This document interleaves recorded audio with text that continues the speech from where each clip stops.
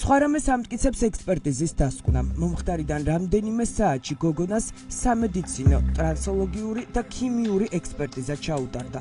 დაზარალებულის სხეულზე სამხარაულის ექსპერტიზამ ძალადობის კვალი კატეგორიულად გამორიცხა.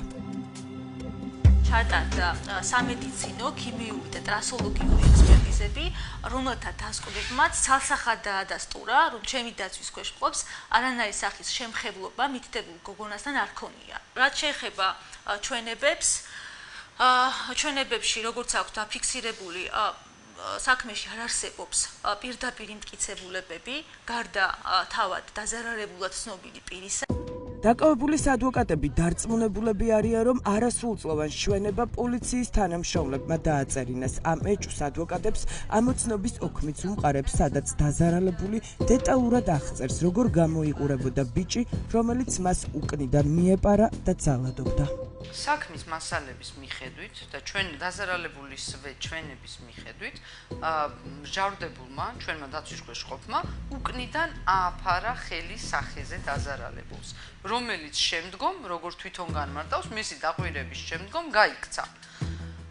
მას შემდგომ დაზარალებულმა ამოიცნო იმდენად კარგად მჟავრდებული, ბრჭყალებში რა თქმა უნდა, რომ ახასიათებს მისი თმის ფერს, წარბის სიხშირებს, სახის მოყვანილობას, თვალის ჭრილს და ასე შემდეგ.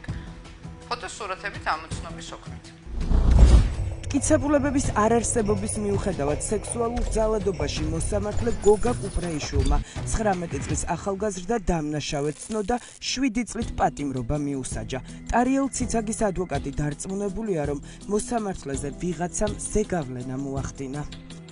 შესაძლებელია გავლენა ქონოდა მამამისის, ასე ვთქვათ, პოლიციის მუშაკობას.